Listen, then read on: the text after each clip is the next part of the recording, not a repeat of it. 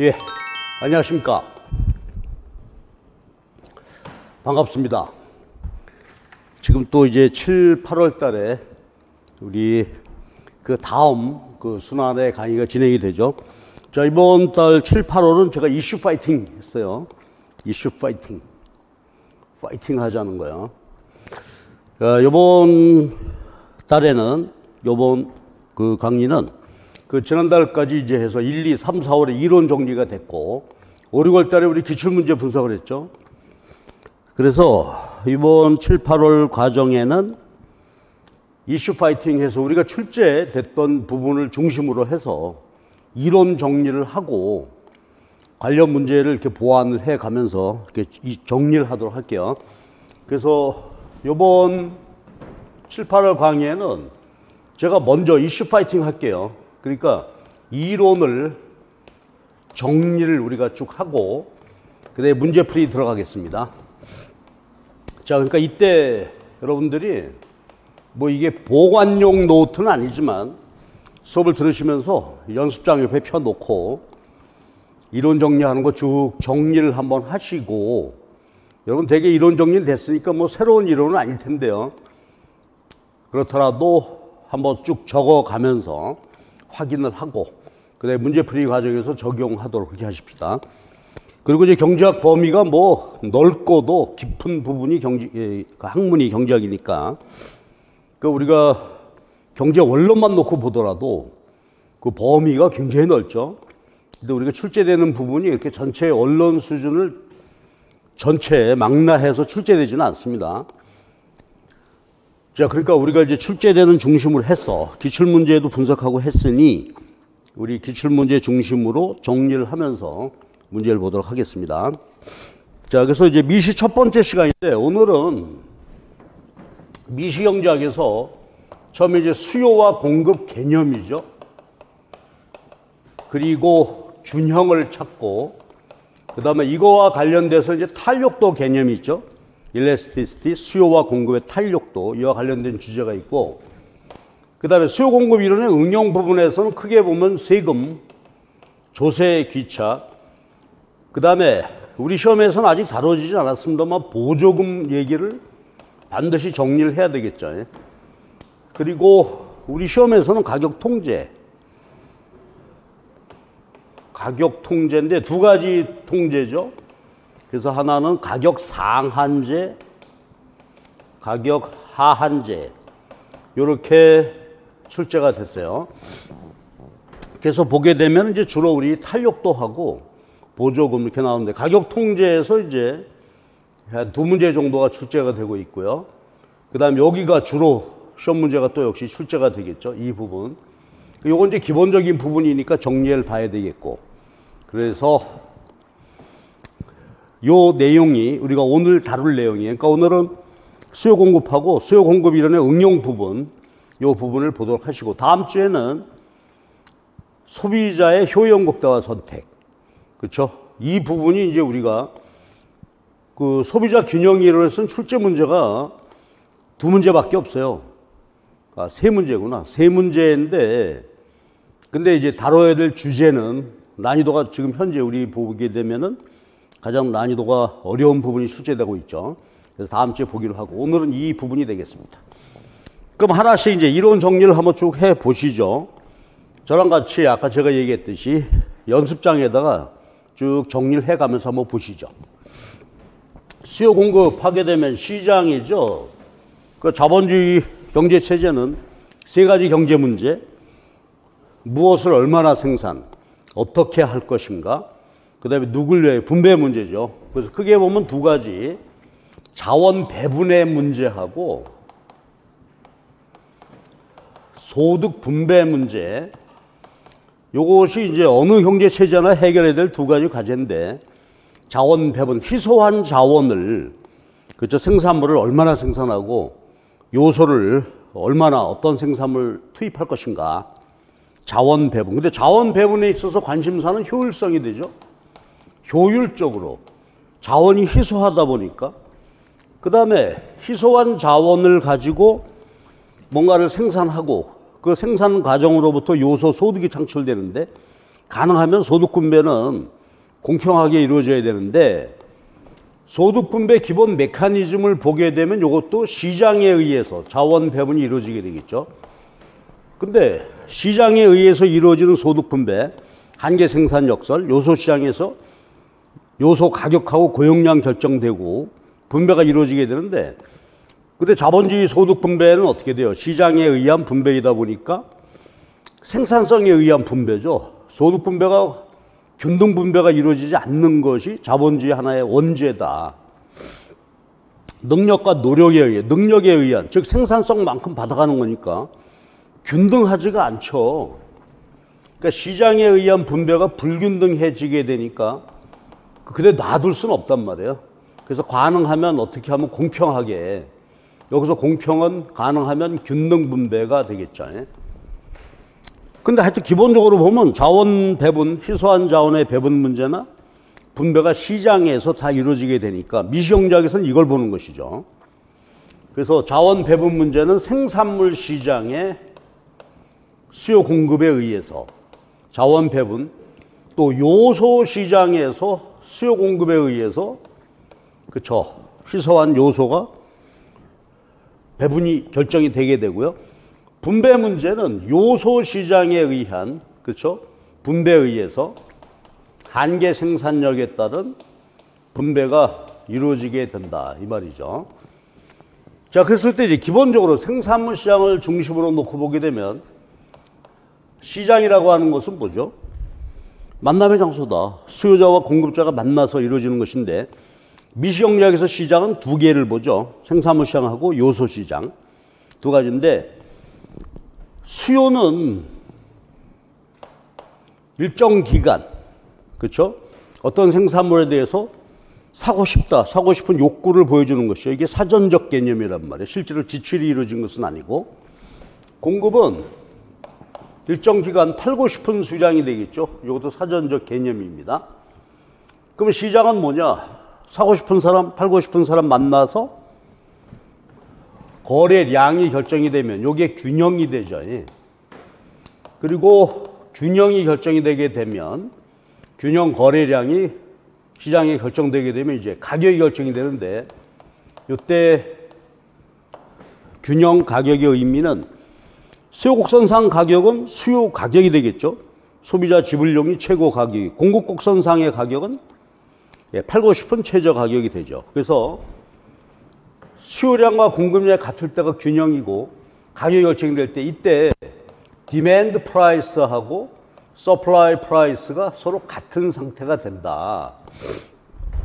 그러니까 물론 이제 지금 이게 완전 경쟁 시장은 전제로 되어 있죠. 이렇다면은 가장 효율적으로 자원 배분이 이루어지게 된다 이거죠. 그 다음에 요소 시장으로 와보면 어때요? 요소 시장, 팩터 디맨드, 노동과 자본, 또 부동산 임대, 수요가 되겠고, 요 서플라이, 그러니까 요소니까 세 가지 요소가 되겠죠. 여기도 역시 수요 공급에 의해서. 그럼 수요한다는 것은 고용 기업이 하게 되는 거고요. 요소 공급은 우리들이죠. 노동 공급, 자본 공급, 저축, 또 가지고 있는 자기가 부동산 임대. 여기서 균형 고용량과, 그렇죠, 각 요소 균형 고용량하고 요소의 균형 가격이 결정이 되겠죠. 이것이 미시경제학이에요. 그러니까 미시경제학에서는 생산물 시장, 요소 시장, 그리고 각각의 수요 공급에 대한 분석, 이렇게 이루어지게 되죠.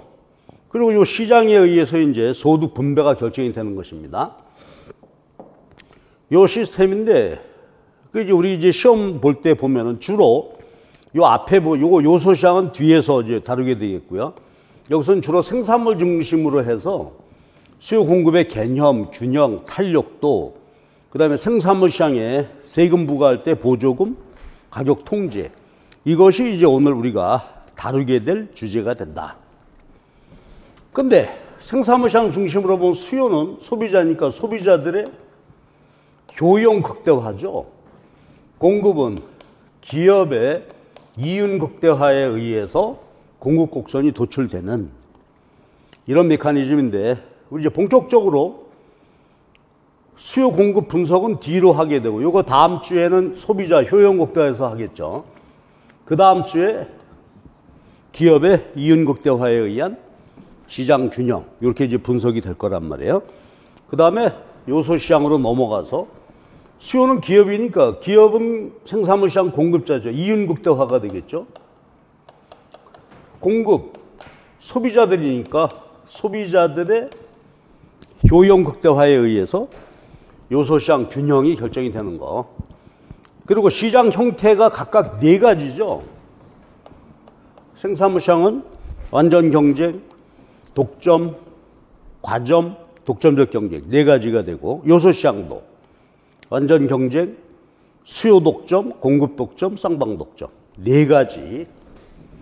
근데 주로 우리가 이제 오늘 이슈 파이팅 하는 데 있어서는 탄력도 세금 보조 가격 통제할 때는 다 뭐로 완전 경쟁 시장을 전제로 그렇죠? 우리가 다뤄지게 되는 그런 것이 되겠어요.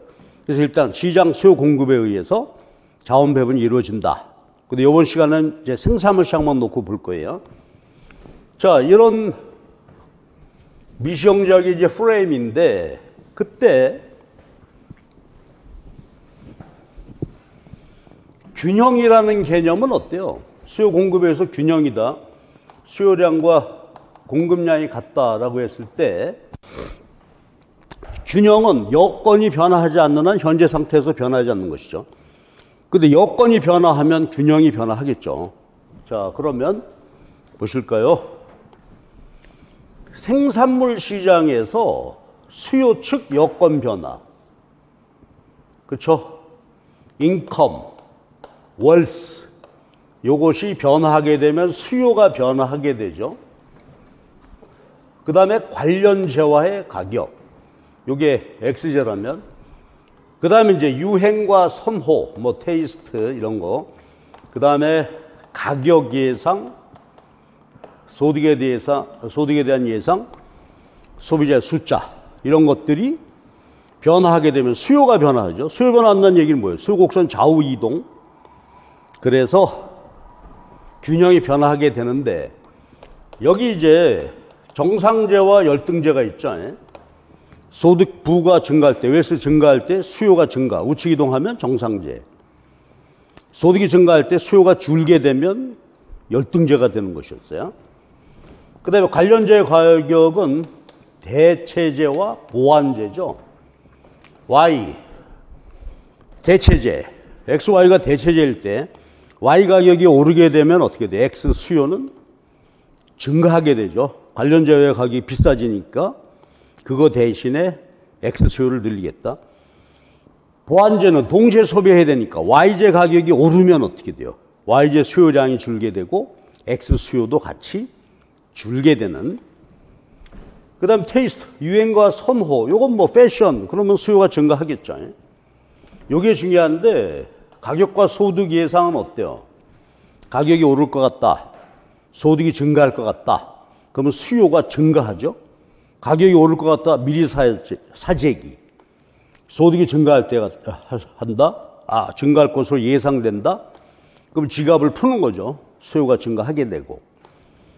그 다음에 요게 숫자인데 당연히 어느 시장에 소비자 숫자가 증가하게 되면 수요가 증가하겠죠.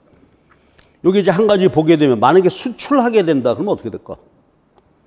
국내 수요뿐 아니라 외국에 대한 수요가 증가하게 되니까 수출하게 되면 이 해당 시장의 수요가 증가하겠죠. 수출. 그러면 소비자 숫자가 증가한 셈이 되니까 그 수요가 증가해서 가격 오르고 거래량은 증가하게 되고 수출. 수입은 어떻게 될까요? 수입은 공급 아직 얘기 안 했지만 공급자 숫자가 증가하는 것이죠. 해외 공급자가 우리 시장에 공급하게 되니까 수입은 시장 공급을 늘리고 수출은 시장 수요를 늘리게 되고. 그렇죠? 자, 이게 수요 변화입니다. 요거 보셔야 되겠고. 그 다음에 공급 변화는 어때요? 공급은 기본적으로 완전 경쟁일 때 한계의 비용이 되죠. 그러니까 공급 변화할 때, 공급 변화한다라고 할 때 변화 요인은 비용 변화죠. 제일 중요한 요인이 공급 변화 요인 중에서 비용 변화란 말이야. 그러면 비용이 증가하는 변화가 생기면 어때요? 비용이 증가하게 되니까 공급이 감소하게 되죠. 비용이 감소하는 변화가 생기게 되면 비용 감소, 공급 곡선 하방, 우측 이동, 공급 증가. 자, 요것이 되겠죠. 그 다음에 공급에 있어서도 예상이에요. 자, 가격이 오를 걸로 예상된다. 소비자들은 더 사려고 하고 공급자들은 나중에 오른 다음에 파니까 지금 현재 시점에서는 공급을 줄이려고 하겠죠. 그 다음에 여기도 공급자 숫자, 아까 얘기했듯이 공급자 숫자가 증가하게 되면 시장 공급이 증가하는데 아까 수입 얘기를 했었죠. 수입하게 되면 해외 공급자가 하나가 추가되니까 시장 공급이 증가하게 된다. 그래서 요 여건 변화, 요거를 잘 기억해 두셔야 되죠.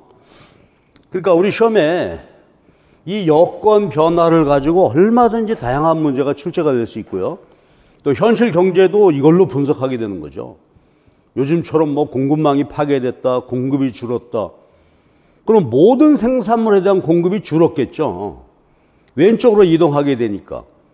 거시경제학으로 보게 되면 공급이 감소하게 되면 가격 오르고 생산, 거래량이 줄게 되니까 이게 스태그플레이션이 되는 거죠, 지금.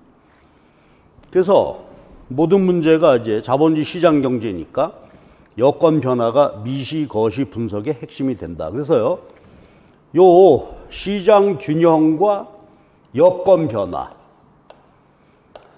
요거에 대해서 우리가 정리를 해 두셔야 된단 말이에요. 그 다음에 이제 탄력도죠. 탄력도인데 수요 측면의 탄력도하고 공급 측면의 탄력도인데요. 먼저 수요 측면에서는 가격 탄력도가 있죠. Demand Elasticity가 있고, 그 다음에 소득 탄력도, 그 다음에 교차 탄력도. 근데 탄력도란 어떻게 돼요? 여기 X시장이다 그러면 가격이 변화할 때 수요량의 변화율, 절대치. 자, 탄력도 1이면 뭐라 그래? 단위 탄력적이다. 1보다 크면 탄력적이다. 1보다 작으면 비탄력이고요. 기울기하고 관련을 맺게 되죠. 만약에 수요가 탄력적이다, 1보다 크다, 그럼 수요 곡선의 기울기가 완만하겠죠.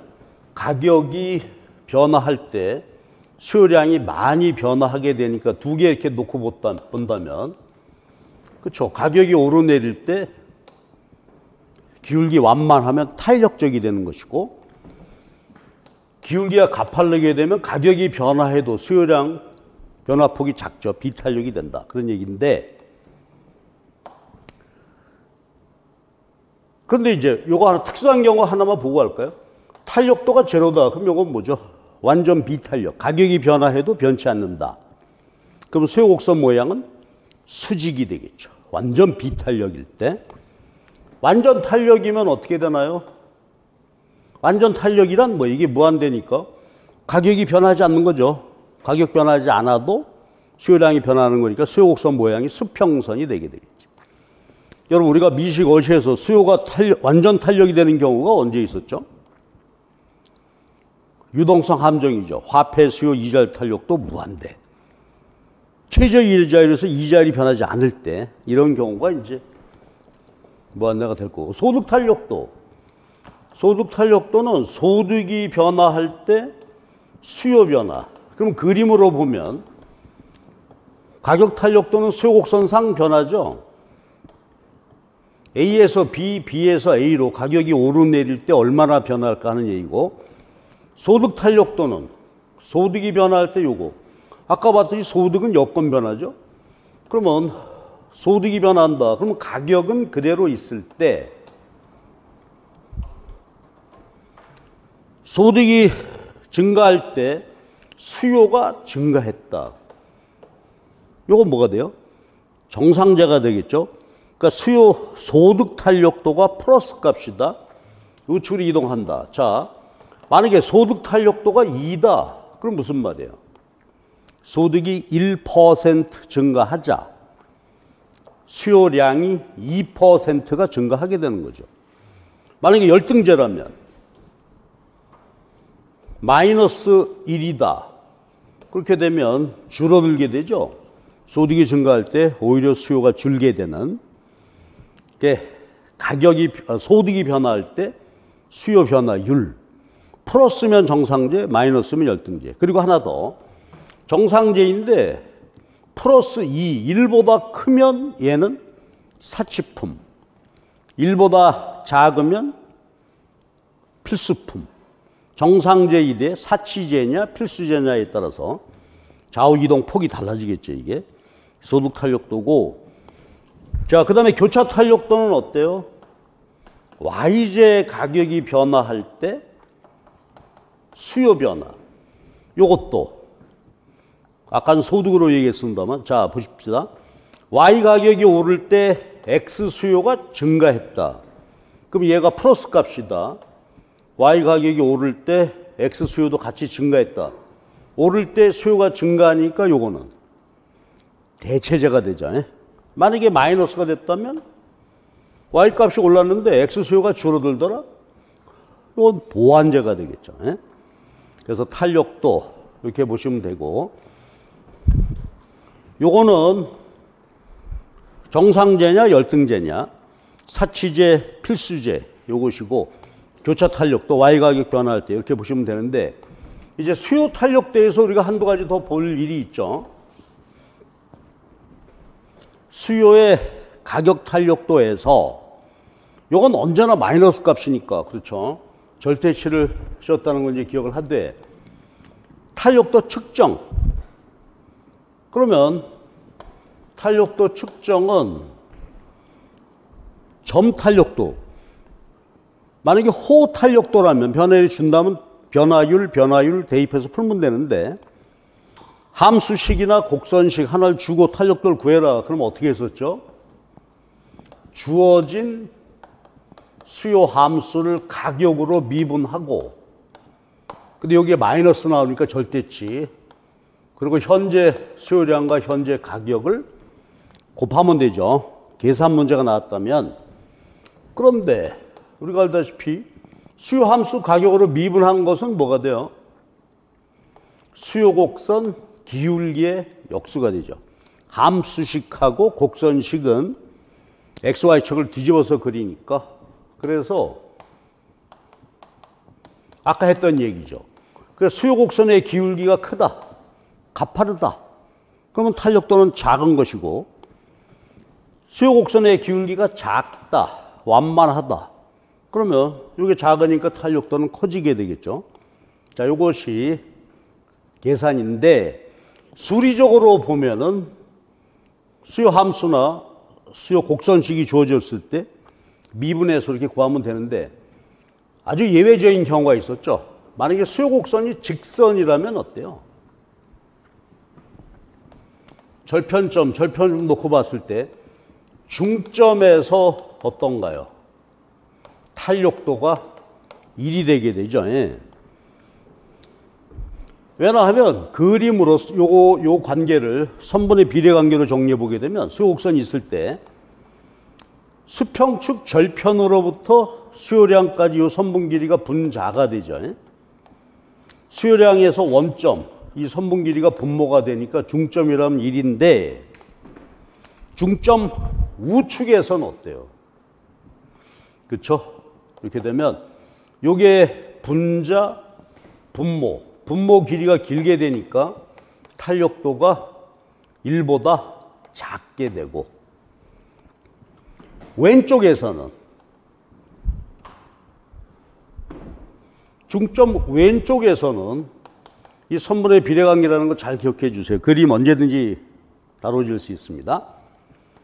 여기 절편에서 수요량까지 길이가 분자가 되고 이게 분모가 되니까 중점 왼쪽에서는, 그렇죠?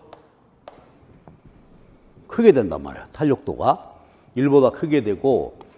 자, 그 다음에 여기서 이제 우리가 중요한 또 하나의 주제가 탄력도 측정이고요. 그 다음에 탄력도와 지출액의 관계, 익스펜디처의 관계가 있게 되죠. 그런데 자, 이쪽으로 가볼게요. 수의 탄력도는 여기다 새로 해보십시다.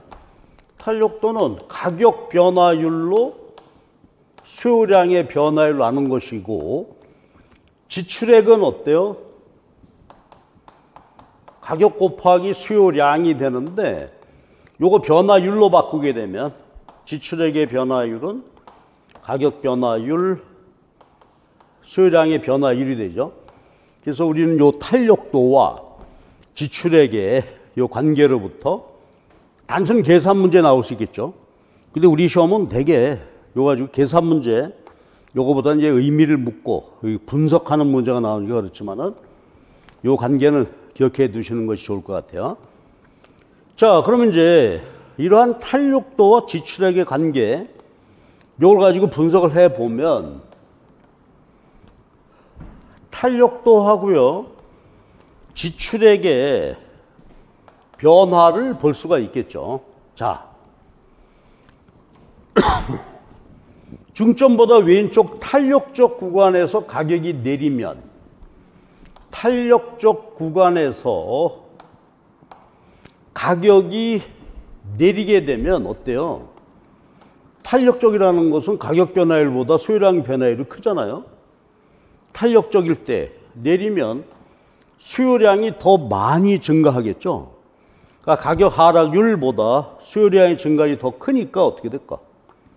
지출액은 변화율에는 플러스가 돼서 지출액은 증가하게 되잖아요. 그래서 탄력적일 때 가격이 내리면 지출액은 증가하고, 계속 내려서 비탄력적일 때 가격이 내리면, 하락률보다 수요량 감소율이 더 작죠. 그러니까 지출액은 어떻게 돼? 감소하게 되죠. 그래서 가격이 내릴 때 탄력적이면 지출액 증가, 비탄력적이면 감소. 이가 되고, 근데 반대로 해석할 수 있겠죠. 만약에 여기서 비탄력적 구간에서 가격이 오르게 되면 똑같은 분석 과정을 통해서 지출액이 증가하다가 탄력적일 때 이 구간에서 가격이 오르게 되면 지출액은 줄어들게 된다. 그렇죠? 이런 이야기가 된단 말이에요. 수요와 가격 탄력도는 항상 우리가 기억해야 되는 중요한 이슈가 되겠습니다. 하나만 더. 그러면 수요 곡선이 이렇게 주어져 있을 때 가격이 변화할 때 지출액이 이렇게 변화한다면 질문. 수요 곡선 하에서 지출액이 맥시멈 되는 거.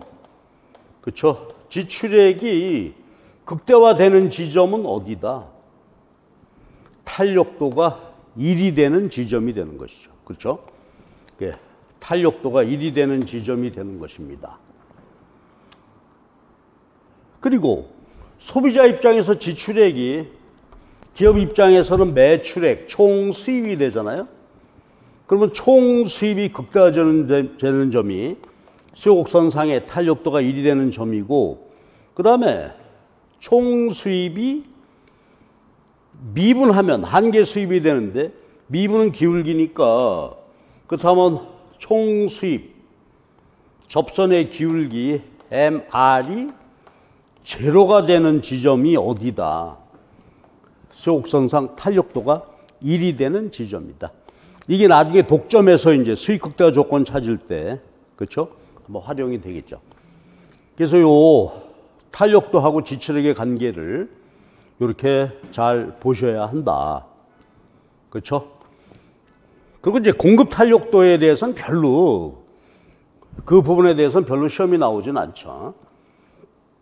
자, 그러나 수요의 가격 탄력도 잘 정리해놔야 돼. 그리고 특히 직선의 수요 곡선, 이것이 아주 활용도가 높은 주제가 되겠다.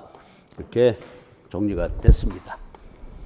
자, 공급 탄력도는 이제 우리가 계산한다거나 뭐 그 잘 되진 않지만 계산식만 한번 보고 할까요? 공급 탄력도는 어떻게 하면 될까요? 그렇죠.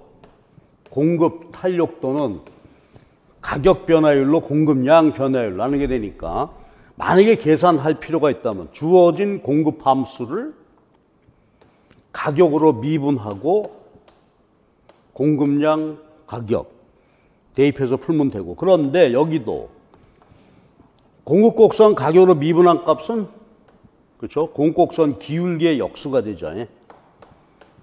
그렇게 되니까, 그리고 여기는 절대치 씌울 필요가 없죠. 같이 변화하게 되니까.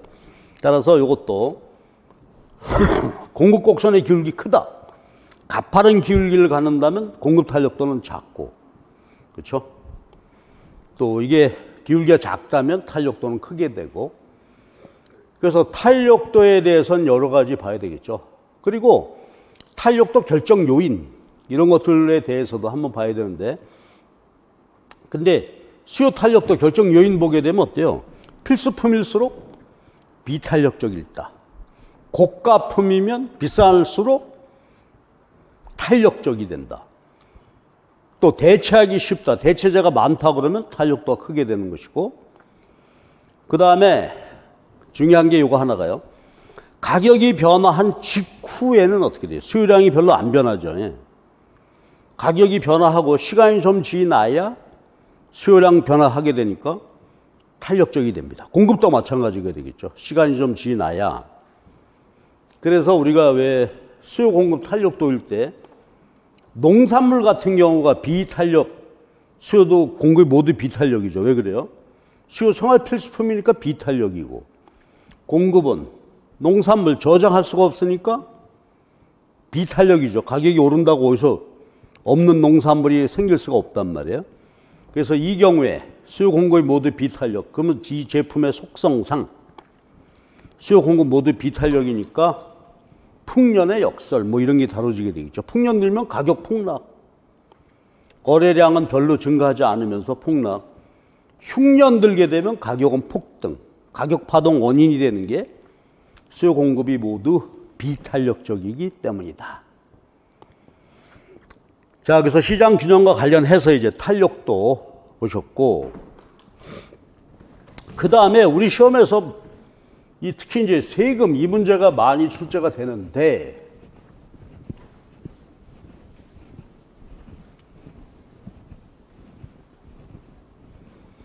보조금 문제는 아직 출제가 안 됐지만 이제 주로 세금이지만 보조금 뭐 언제든지 나올 수 있으니까 같이 한번 보도록 하십시다. 세금.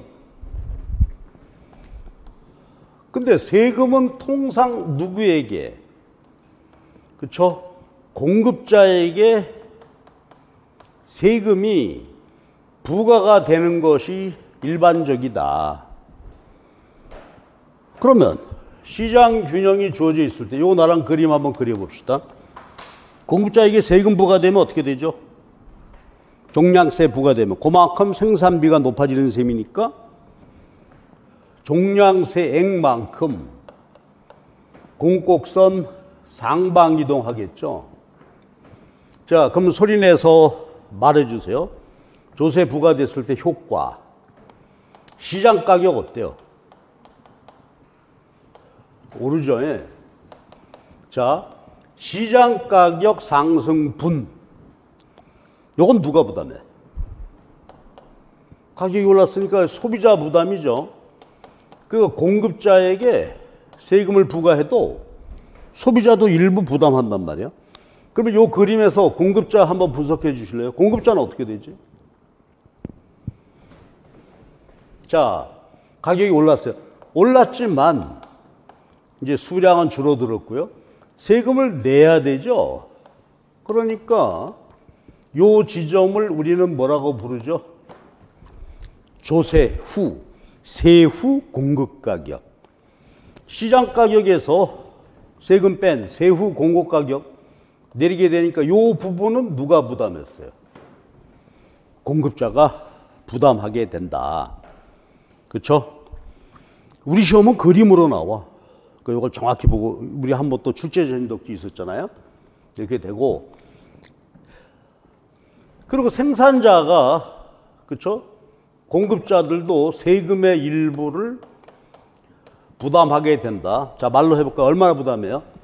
시장가격에서 세후 공급가격 뺀 만큼. 시장가격 상승분은 소비자.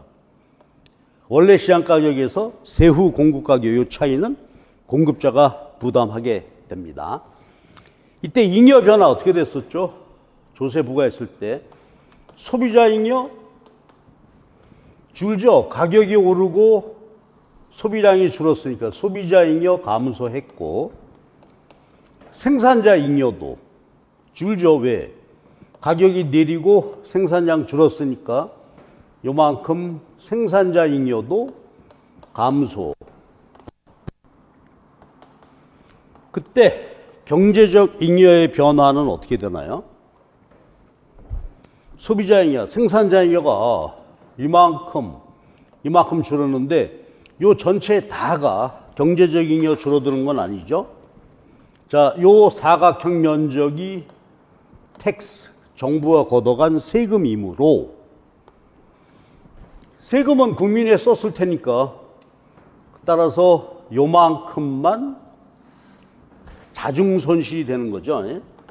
그래서 세금 부과하게 되면은 소비자, 생산자 잉여 줄고 정부의 조세 수입이 생기고, 그러나 자중손실, 정부가 걷어간 조세 징수액보다 생산 소비자 잉여 감소분이 크기 때문에 빨간 면적만큼 자중손실, 경제적 잉여가 줄게 되는 이런 상황이 됩니다. 하나만 더 해볼게요. 그러면 누가 많이 부담할 것인가? 요 그림 봐주세요. 균형은 똑같다고 해도 시장 균형이 예를 들어서 지금 현재 가격하고 똑같은데 차이점 보이죠? 위에 그림에 누가 더 탄력적이다. 상대적으로 기울기 차이 보게 되면 수요가 탄력이고 공급이 비탄력. 밑에 그림은 공급이 탄력, 비탄력. 결론.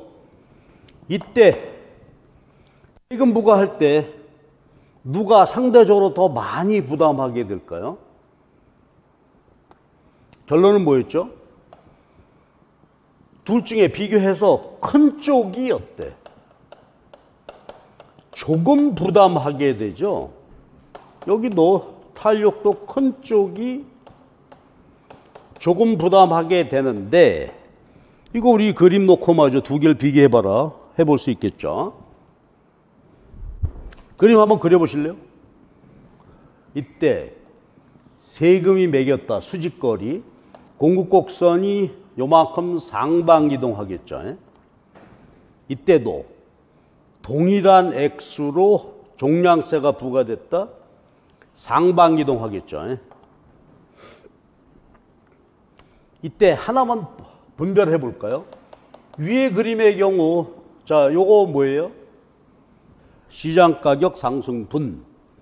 밑에 시장가격 상승분인데, 아까 봤어요. 시장가격 상승분은 누가 부담한 거예요? 소비자죠. 근데 이 경우가 수요 비탄력, 공급이 탄력적일 때 가격이 대폭 오르니까 소비자가 많이 부담하게 되죠. 공급자가 상대적으로 탄력적이야. 그러면 공급자 부담분은 자, 여기 요게 세후 간격이니까 공급자는 요만큼밖에 부담 안 해. 전체 세금 중에서. 소비자가 많이 부담하죠. 여기는 소비자가 조금 부담하고 그 대신 공급자는 세후 공급 가격이 대폭 내리게 되니까, 그래서 탄력대에 따라서 부담하게 되는데, 그렇죠? 탄력적인 쪽이 조금. 그렇다면 비탄력적인 쪽은 어때요? 많이 부담하게 된다 이거지. 여기도 비탄력적이다. 그쪽이 많이 부담하게 되죠. 이렇게 되고, 그 다음에 우리 시험에서 다뤄지지 않았지만 하나만 더 볼게요. 요게 다뤄질 수 있는데, 만약에 공급 곡선이 수직이다. 그러면 아까 얘기했어요.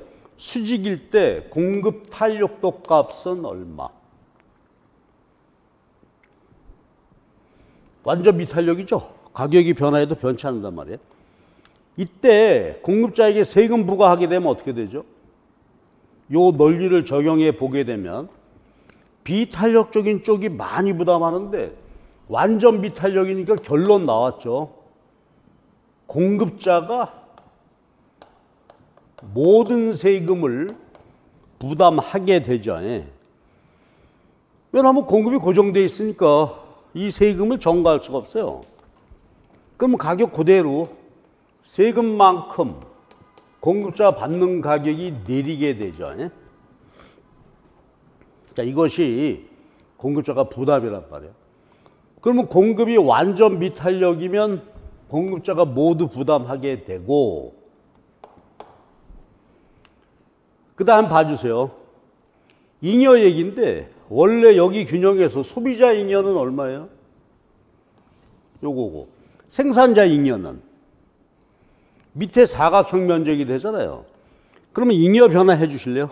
아까 일반적인 경우는 소비자 잉여, 생산자 잉여, 경제적 잉여도 줄게 되는데 여기 봐줄래요? 가격이 내렸어요. 그러나 소비자는 시장 가격 그대로니까 소비자 잉여는 변함이 없죠. 자, 질문. 공급이 완전 비탄력일 때 공급자 잉여, 생산자 잉여는 얼마큼이었죠? 완전 비탄력이니까 요 아래 사각형 기업의 총 수입 전체 다가 생산자 잉여였습니다. 근데 가격이 내렸어. 그러면 생산자 잉여가 요만큼 줄었으니까 요 면적이 어떻게 돼요? 생산자 잉여가 줄게 됐어요. 그러면 경제적 잉여는 어떻게 된다? 그대로다. 그렇죠? 생산자 잉여가 요만큼 줄었는데 요만큼 세금 액수하고 일치하게 되니까, 그러니까 경제적 잉여, 후생 손실은 발생하지 않는다. 공급이. 그래서 이게 뭐였죠? 이게 조지 텍스. 부동산 관련, 부동산에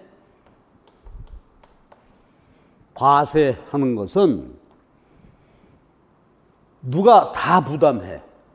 공급자가 모두 부담하고 수요자들은 부담하지 않아요. 그리고 생산자 잉여 감소분만큼 그대로 세금 걷어가서 경제적 잉여 감소, 자중 손실은 없어요. 그렇죠? 자중 손실은 한 푼도 없게 되니까. 그래서 조지라고 하는 경제학자가 조지 텍스다 해서 모든 세금을 다 어디? 부동산에다가 과세하라. 그러면 공급자가 부담해. 근데 수요 공급자, 부동산 놓고 보게 되면, 부동산 임대 이렇게 놓고 보게 되면 공급자는 부자죠. 부자가 부담하게 되고, 그러니까 어떻게 돼요? 공평한 세금이다. 부자가 많이 부담하고 후생 손실도 없고, 그러니까 얼마나 좋으냐 하는 얘기였어요. 그렇죠? 따라서 부동산에다가 과세하는 것이 강조하는 그런 때가 있었다. 우리나라도 이제 이건 되게 비슷한 것 같아요. 좌파 우파, 진보 보수. 진보 정권 들어서게 되면 이걸 강조하게 되고, 보수 정권 들게 되면 또 얘기는 달라지게 되고. 그래서 이거 하나는 기억해 주시죠. 자, 이게 세금, 그렇죠? 종량세 부과할 때에 대한 얘기인데, 우리 시험이 여기서 이제 나오게 되니까 잘 그림 한 번씩 전부 그려서 복습 한번 해주세요. 출제되고 있는 것이니까. 그리고 이 그림 특히 중요하죠. 그래서 분석. 자, 그 다음에 보조금 가볼게요. 보조금. 보조금은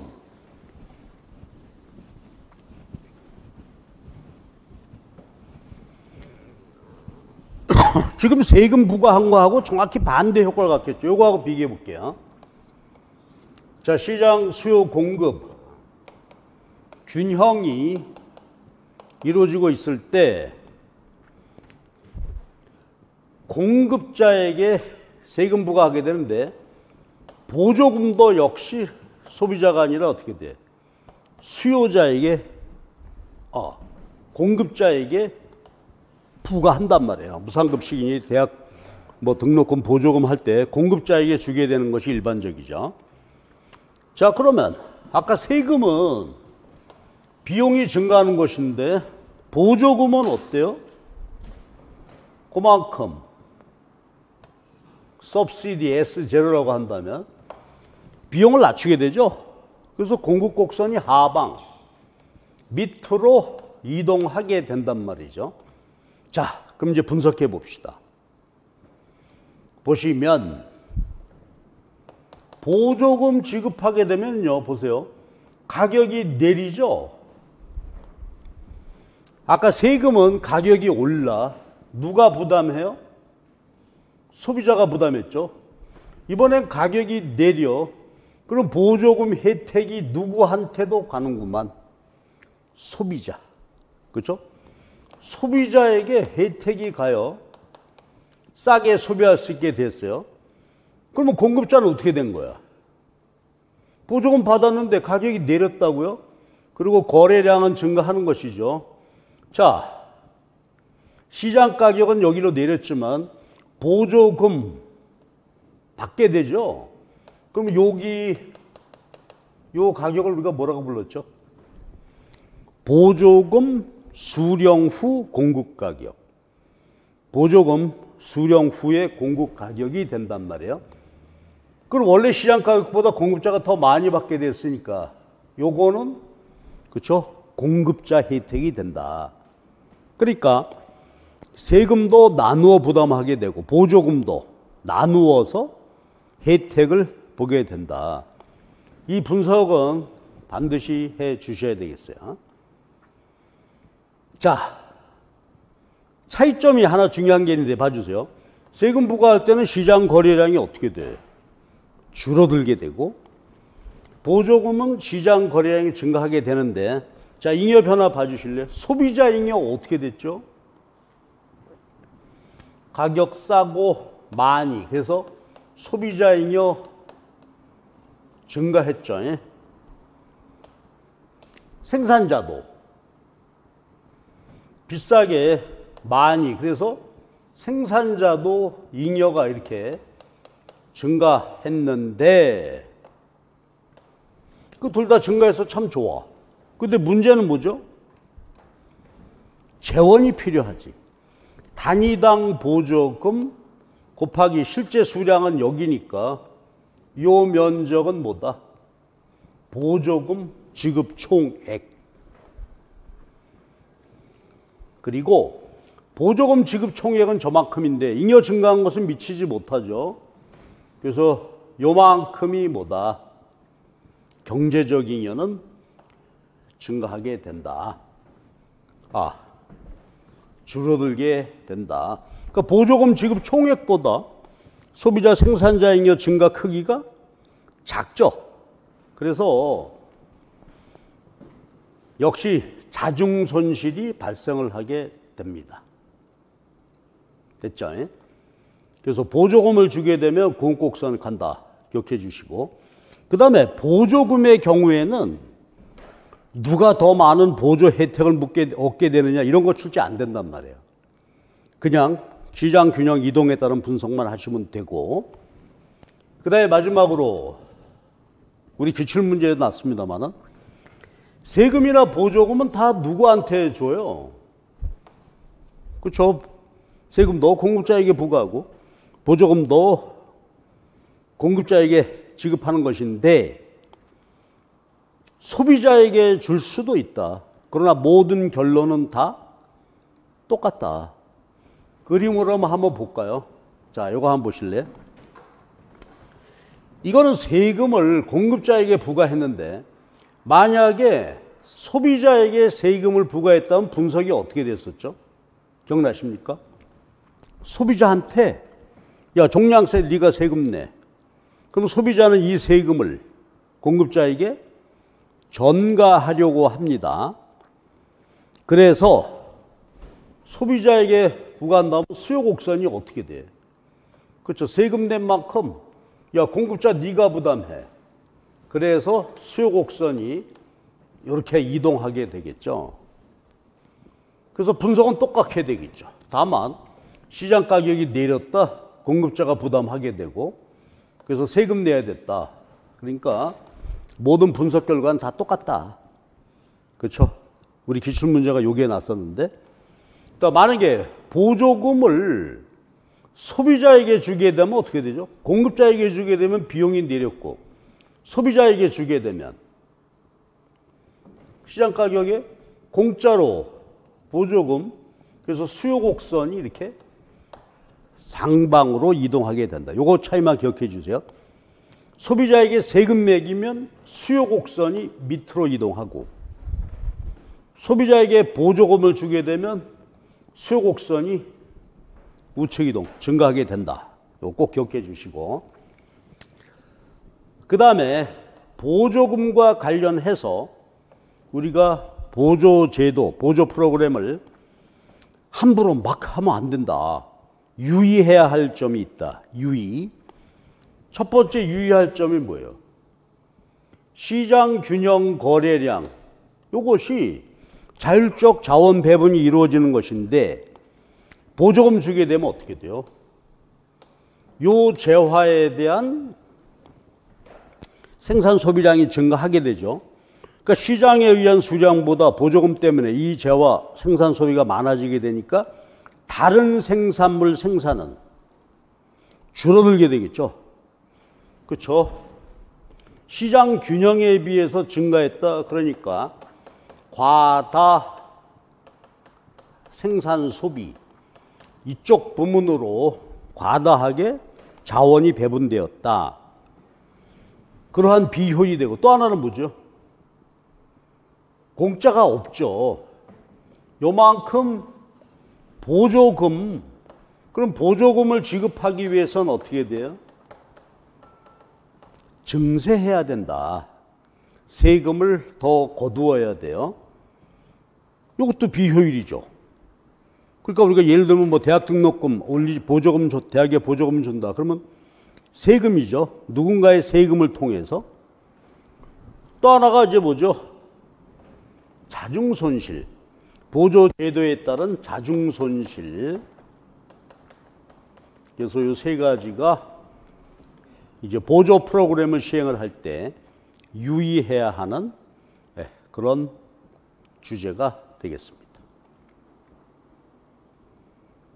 그래서요, 시장의 수요 공급 탄력성, 그 다음에 시장 균형 이루어졌을 때 세금, 보조금, 여기가 이제 우리 시험에 관심이 됐고, 그 다음에 또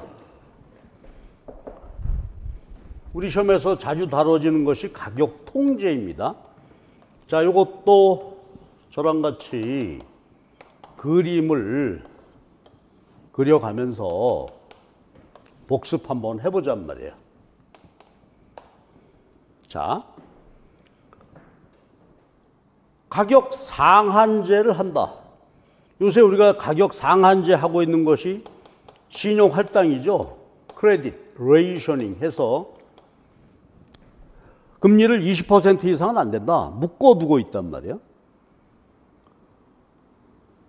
또 뭐 전시 가격 통제랄지 아니면 전월세 하고 싶은데 이게 이제 실제로 하기는 어려운 그런 말은 못하고 실제로 시행은 못하고 있겠죠. 말만 하지만 전월세 가격 통제.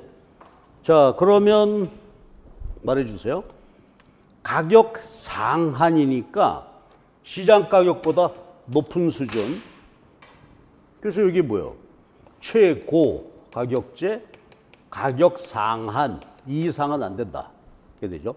근데 만약에 우리 기출문제에서 나왔습니다만은 만약에 당국이 설정한 최고 가격, 가격 상한이 여기다. 그러면 어떻게 될까? 이 이상은 안 된다. 근데 시장 균형 가격이 여기니까 이건 실효성이 없는 거죠. 실효성 없는 가격 통제 이렇게 되겠지. 자, 그래서 신용 할당이나 전월세 가격 통제라고 하게 되면은 이렇게 가격 상한이 이루어지게 되는데, 저 이때 우리 분석이 필요하겠네요. 질문. 이때 실제 시장 거래량은 어디? 그렇죠. 공급자가 요거밖에 공급 안 하죠. 예. 실제 시장 거래량은 여기란 말이야. 그러나 시장 수요량은 여기니까 이만큼 어떻게 돼? 초과 수요가 발생을 하게 된다. 그래서 배급 제도를 잘 유지를 해야 된다. 그런 얘기였죠. 이때 잉여 변화, 소비자, 생산자, 경제적 잉여에 대해서 변화를 살펴봐야 돼요. 소비자 잉여 어떻게 됐죠? 그렇죠. 최고 가격 상한제는 소비자 보호가 목적이잖아요. 소비자를 보호하기 위해서 하는 것이니까 소비자 잉여는 증가했겠죠. 구체적인 크기를 말해주세요. 그렇지? 공급자가 요만큼, 소비자가 요만큼 소비 못해. 그때 소비자 지불용의 가격은 여기였죠. 예? 여기니까 요 수량에서 수직거리, 그래서 요 아래 수량에서 요 면적, 요게 소비자 잉여였죠. 그 원래에 비해서 어떻게 돼? 원래 소비자 잉여는 요만큼이었을 텐데 요만큼 줄고 요만큼 증가했는데 아무래도 이 면적이 더 크겠죠. 잘 보셔야 돼요. 원래 소비자 잉여에서 소비자 잉여가 이렇게 변화했으니까 소비자 보호 증가했어. 생산자는 그렇죠. 원래 생산자 잉여 요만큼이었는데 이제 가격을 못 받아. 이 가격이고 생산량 줄여야 되니까 요만큼만. 그래서 요 면적이 그죠. 파란 면적만큼 줄었고, 그러면 전체 잉여는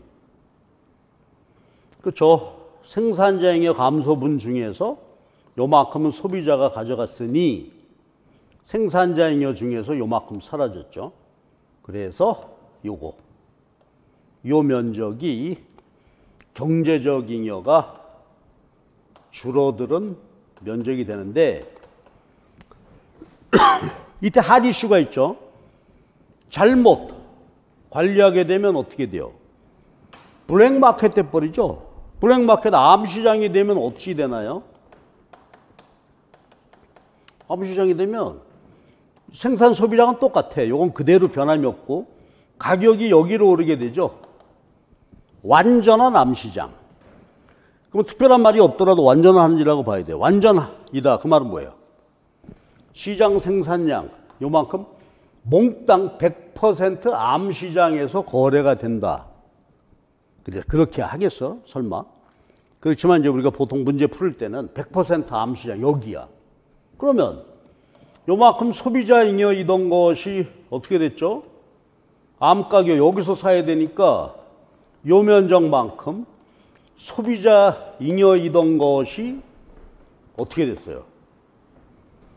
요만큼이 생산자에게로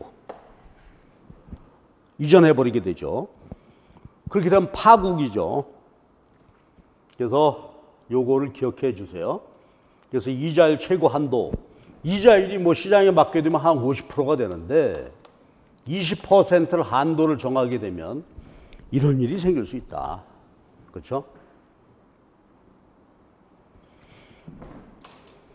그 다음 최저 가격 하한제를 시행하는 것이죠. 가격 여기까지 내릴 수 없다. 최저 여기, 하한 여기까지다. 하한제. 요게 이제 또 하나의 가격 통제인데 요게 우리 올해 22학년도 시험으로 났죠. 옛날 얘기야. 그럼 두 가지인데 하나는 최저임금제고 다른 하나는 옛날에 농산물 가격 지지 정책입니다.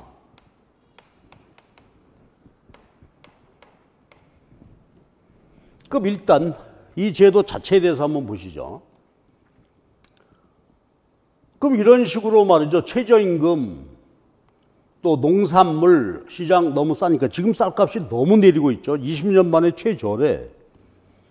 그지 가을 되면 틀림없이 문제가 생겼죠. 농민들 도와드려야 될 거 아니야. 그래서 시행하는 제도인데, 자 갑시다. 가격이 여기로 통제 안 돼. 그럼 이때 시장 거래량은 어디서 결정이 되죠? 수요자들이 이 가격에서 요만큼밖에 수요하지 않아. 공급자들은 이만큼 공급하고 싶어 하지만, 그럼 일단 이 제도 자체를 보게 되면 농산물 최저임금 할 때 이 시장은 뭐가 문제가 돼요? 초과 공급이 문제가 되겠죠. 이 가격에서 소비자들이 요만큼밖에 소비 안 해. 그러니까 노동시장이라면, 최저임금제라면 이게 실업이 되는 거고, 농산물 시장에서는 과잉 생산되는 거겠죠. 이렇게 되고, 잉여 분석해 봅시다. 소비자 잉여, 생산자 잉여, 경제적 잉여인데요. 자, 갑시다. 가격이 오르고 수요자들은 요만큼밖에 수요 안 해. 그럼 소비자 잉여는 어떻게 됐지? 여기 가격, 여기 가격 요거밖에 안 돼. 그러니까 요만큼, 그렇죠? 소비자 잉여가 줄게 됐어요. 그러나 이것도요, 이거는 공급자를 보호하고자 하는 게 취지니까 공급자 잉여는 증가했겠지. 질문. 이때 공급자 잉여는 얼마큼입니까? 공급자들이 이만큼 하고 싶지만 실제 생산은 여기지. 소비자가 요만큼밖에 소비 안 하니까 이때 수량 기준, 이 가격 받았는데 요거죠? 이게 비용이니까 요 수직거리가 뭐가 되죠? 생산자 잉여가 되는 거죠. 비용 요만큼 들여서 가격 받았으니까. 그리고 나머지 수량에 대해서 쭉 해보게 되면 파란 면적이 공급자 잉여. 원래 공급자 잉여는 요만큼인데 그럼 마이너스 플러스가 되는데 일반적으로 플러스 면적이 더 크다. 그래서 생산자 잉여가 증가하게 됩니다. 그러면 전체적으로 볼 때 어때? 가격 상한하는 바람에 수요자들 잉여 증가 요만큼 줄었는데 공급자에게로 요만큼 넘어갔으니까 이게 마이너스가 되어서 요만큼이 자중 손실이 되는 것이죠. 그렇죠? 그래서 줄게 된단 말이에요. 그래서 여러분들은 이 그림을 우리 시험 문제, 근데 중요한 거는 반복도 출제가 돼. 그 여러분들 보셔야 됩니다. 자, 이건데 여기서 이제 공부거리가 있습니다. 보세요. 우리 시험대로 농산물 가격 지지 요걸로 초점 맞춰보게 되면, 자 보세요. 이만큼, 그쵸? 쌀값 시장에 맡기면 3만 원밖에 안 된다. 안 된다. 10만 원 할 게 될 때, 자 농산물 가격 지지 볼 때 요만큼이 초과 공급 안 팔리는 거죠. 그래서 정부가 취하는 조치는 뭐죠? 우리 시험 문제 나왔던 거예요. 순회하게 된단 말이야. 정부가 이거를 사. 그럼 보십시다. 이 가격을 정했으니까 보세요. 소비자들이 이만큼 소비하죠. 이만큼을 정부가 사들이니까 요만큼을 정부가 수매하게 됩니다. 자, 그럼 보세요. 잉여 변화 시험 문제가 났는데 잉여 변화입니다. 아, 잉여 변화는 시험 문제가 안 났구나. 그냥 재정 지출액만 물었었는데. 자, 보세요. 재정 지출액은 이만큼이죠. 이 가격에 소비자가 요만큼밖에 안 사. 이만큼을 사드렸으니까 요 사각형 면적이 이제 정부 지출인데 잉여 한번 얘기해 볼까요? 정부 수매할 때 잉여는 어떻게 될까? 자, 봐주세요. 가격 올랐죠? 소비자가 요거밖에 소비 안 하지. 요만큼이 소비자 잉여는 감소했습니다. 그러나 공급자가 이제 어때? 이 가격을 받고 여기까지 생산할 수 있게 되었죠. 이 가격 받고 요만큼은 소비자한테 팔고 이만큼은 정부한테 팔았으니까 최초 생산자 잉여보다 요만큼 증가했지. 그럼 보세요. 소비자 잉여 줄고 생산자 잉여 증가했으니까 요 노란 삼각형만큼 어떻게 돼? 경제적 잉여가 증가했죠. 정부 수매하게 되면 줄고 생산자 잉여는 증가했는데 그러니까 여기까지만 놓고 보면 소비자 잉여 감소보다 생산자 잉여 증가 요만큼이 더 증가했어. 근데 문제는 뭐죠? 우리 시험에 나왔던 것처럼 정부가 지급한 보조금은 이 사각형 면적이란 말이에요. 그러니까 어떻게 돼? 요만큼 정부 재정 지출 들여서 요만큼만 증가했으니까 나머지 어때? 요 하얀 면적. 그러니까 사각형 중에서 노란 뺀 만큼 이 밑에 면적만큼 경제적 잉여는 줄게 되는 거다 이거지. 됐죠? 그래서 농산물과 관련돼서는 이걸 기억하시고 그 다음에 최저임금제 봅시다. 질문입니다. 노동인데 근로자예요. 그 다음에 노동 수요입니다. 최저임금 예를 들어서 7,000원인데 10,000원 줘라 이렇게 됐다고요. 그러면 이제 보듯이 기업이 고용하는 숫자가 이렇게 되는데 자 봐주세요. 7,000원 10,000원 됐을 때 기업이 수요하느냐 요게 뭐가 돼? 해고 근로자가 되고요. 임금 오르니까 새로운 근로자들 나도 일할 거야. 신규 진입이 이루어지게 된다. 그래서 요만큼이 초과 공급 실업이 발생하게 되는데 여기서 우리가 기억할 게 뭐냐면 최저임금제가 시행이 되는 노동은 그 수요가 노동 수요 임금 탄력도가 크다 작다. 그렇죠. 최저임금제가 시행되는 것은 전문직 노동이 아니란 말이에요. 일용직, 특별한 기술형 뭐 택배 하신다든지 그 알바 학생들 비탄력적이야. 그렇기 때문에 문제점이 뭐예요? 대량 해고가 발생을 할 우려가 있다. 비전문직이기 때문에 최저임금제 적용되는 시장의 노동 수요는 탄력적이므로 이 걱정이 된다 이거죠. 전문직 노동은 어떨까? 늘 하는 대로 말이죠. 이게 주방에 서비스하는 알바 학생이고 주방장 아저씨 전문 노동은 어때요? 전문직 노동은 그렇죠. 전문직은 비탄력이야. 그러니까 이 경우에는 최저임금이 적용이 돼도 해고 근로자 이 염려가 별로 크지 않다 이 말이에요. 그러나 최저임금제 해고 이 염려가 크다. 그러니까 요거 하나를 기억해 주시고 또 하나 보게 되면 따라서 우리가 노동시장, 최저임금 시장하고 놓고 보게 되면 우리 신문 보도 같은 거 봤죠. 최저임금을 그렇게 팍 올려줬는데 실제로 그 임금을 전국의 모든 알바 학생이나 다 받았을까요? 그렇지 못해요. 못 받고 일하는 사람 숫자가 굉장히 많다 이거지. 왜냐하면 근로자들도 알아. 아우 이거 최저임금 줘가지고선 나를 고용할 수가 없겠다.